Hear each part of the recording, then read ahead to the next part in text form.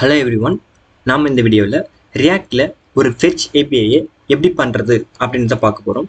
இது வந்து ஒரு கெட் ஏபிஐ தான் இருக்க போகுது.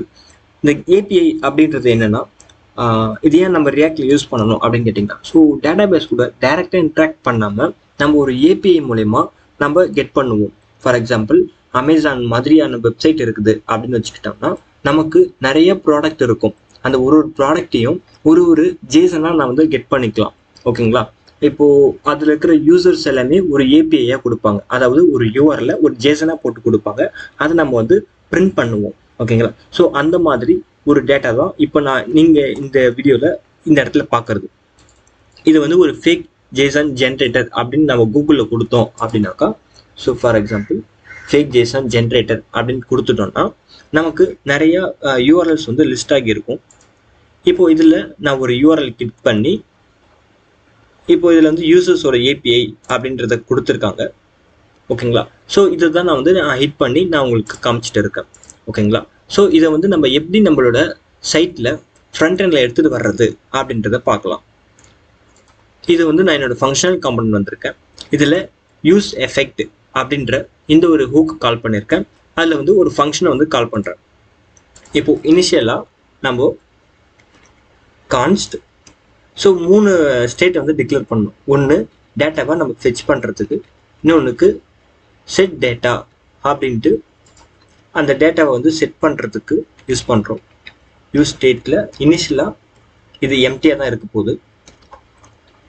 அதுக்கு அடுத்தது நமக்கு வந்து எரர் ஹேண்டில் பண்ணுறதுக்கு ஒன்று, அதுக்கு அடுத்தது லோடிங் ஃபால்ஸா ட்ரூவா அப்படின்றது. ஸோ லோடிங் அப்படின்றது ஒரு டேட்டா வர வரைக்கும் நம்ம சைட் எம்டியாக இருக்கக்கூடாது இல்லையா? ஸோ அது வரைக்கும் ஏதோ ஒரு இன்ட்ராக்ஷன் நடக்குது அப்படின்றத செட் பண்ணுறதுக்காக நம்ம இந்த லோடிங்கை யூஸ் பண்ணலாம். இதுக்கு அடுத்தது எரர்.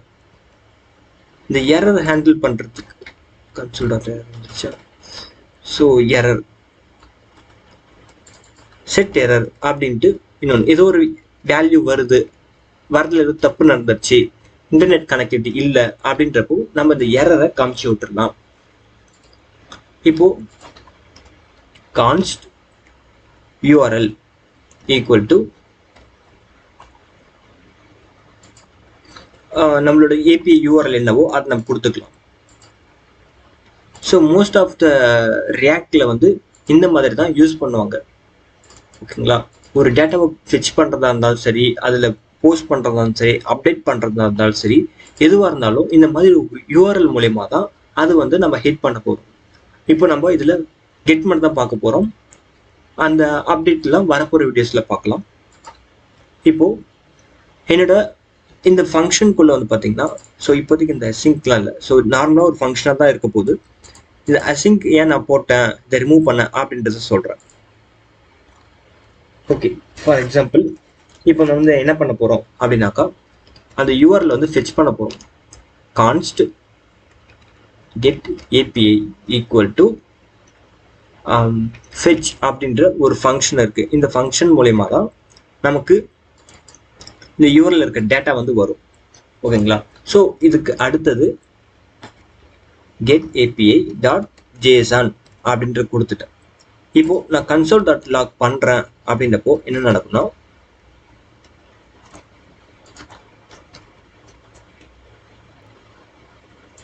ஸோ என்னோட அப்ளிகேஷன் வந்துட்டுனா எரர் வரும், இட்ஸ் நாட் அ ஃபங்க்ஷன் அப்படின்ட்டு. ஏன்னாக்கா இந்த இடத்துல இந்த யூஆர்எல் இன்னும் ஃபெச் ஆகி முடிஞ்சவே இருக்காது, இந்த ஃபங்க்ஷனே முடிஞ்சிருக்காது, அதுக்குள்ள அடுத்த ஃபங்க்ஷன் தான் எக்ஸிக்யூட் ஆகிருக்கும். ஸோ அதனால இந்த இடத்துல நம்ம ஏசிங்க் அப்படின்றத கொடுக்கணும். ஏசிங்க் கொடுத்துட்டோம் அப்படின்னாக்கா அவைட் அப்படின்றத கொடுக்கணும். அட் த சேம் டைம் இந்த இடத்துல நம்ம அவைட் கொடுத்துக்கணும். ஓகேங்களா?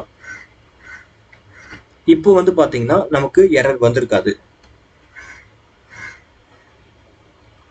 இப்போ வந்து பார்த்தீங்கன்னா நம்மளோட கன்சோலில் வந்து என்னென்ன டேட்டா இருக்கோ அந்த டேட்டா வந்து நமக்கு பிரிண்ட் ஆகிருக்கு. அதே மாதிரி இப்போ நம்ம இதை மட்டுமே நம்ம கன்சோல் பண்ணுறோம் அப்படின்னாக்கா,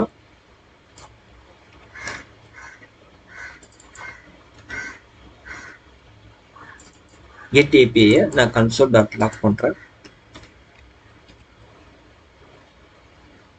ஸோ இப்போ வந்து ரெஸ்பான்ஸ் வந்து பார்த்தீங்கன்னா 200 ஸ்டேட்டஸ் 200.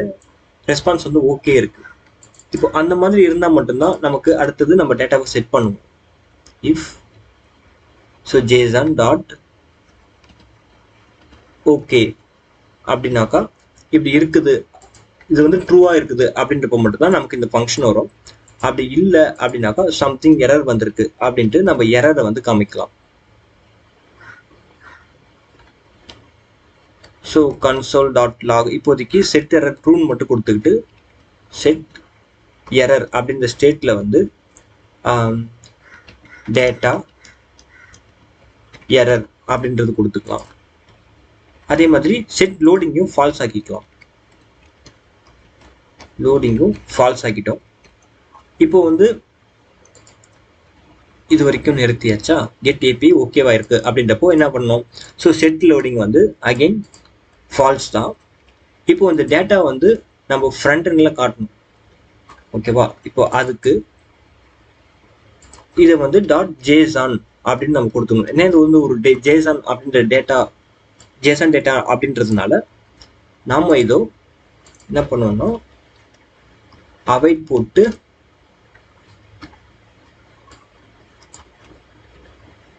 செட் டேட்டால போய் செட் பண்றோம். அப்போ நமக்கு லூப் பண்றதுக்கு ஈஸியா இருக்கும். செட் டேட்டா அப்படின்றதுக்குள்ள நம்ம செட் பண்ணிட்டோமா, இப்போ இதை வந்து நம்ம லூப் பண்ணணும். இப்போது இது வரைக்கும் ஏதாவது எரர் வந்திருக்கா அப்படின்னு பார்க்கலாம். ஸோ இப்போதைக்கு நமக்கு எந்த எரரும் வரல. ரெஃப்ரெஷ் பண்ணிட்டா எந்த எரரும் வரல. ஓகேவா, இப்போ இந்த அவைட் கொடுக்கறதுக்கு மறுபடியும் மறந்துடாதீங்க, ஏன்னா இது வந்து இஷ்யூ வரும். இப்போ நம்ம லூப் பண்ண போறோம். ஸோ இனிஷியலாக என்ன இருக்கும், லோடிங் ஸ்டேட் வந்து, ஸோ நான் இது எம்டி அரேவே கொடுத்துருக்கேன். இந்த இடத்துல என்ன கொடுக்கணும்னா லோடிங் வந்து ட்ரூ அப்படின்னு கொடுக்கணும். இனிஷியலாக வந்து லோடிங் ட்ரூ, அதுக்கு அடுத்தது எரர் வந்து நல் அப்படின்னே இருக்கட்டும்.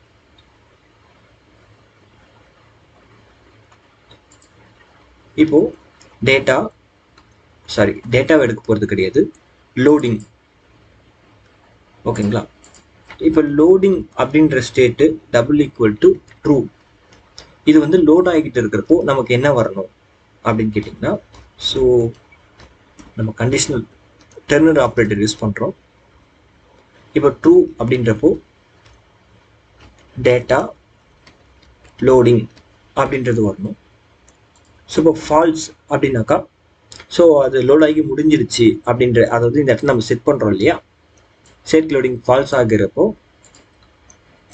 நமக்கு வந்து இந்த டேட்டா வந்து லூப் பண்ண போகிறோம். இந்த ஸ்டேட்டில் இருக்கிற, இப்போ நம்ம செட் பண்ணோம் இல்லையா, இதை வந்து நான் லூப் பண்ணுறேன். இப்போ இதை வந்து எப்படி பண்ணணும்னா, so data dot map, so மேப்பில் வந்து வேல்யூஸ் அப்படின்னு நான் ஃபெச் பண்ணுறேன், கமா அதோட இண்டெக்ஸை நான் வச்சுக்கிறேன். ஓகேங்களா, ஸோ இது தேவையில்லை, டேட்டா டாட் மேப் போட்டு வேல்யூஸ் போட்டு, இப்போ இது வந்து ஒரு எல்ஐ, ஒரு லிஸ்ட்ல நான் வந்து கொடுக்க போறேன். எல்ஐ, இப்போ இதோட வேல்யூஸ் டாட் நேம் அப்படின்றத நம்ம செட் பண்றோம். அட் த சேம் டைம் இது வந்து கீ வந்து செட் பண்ணணும்.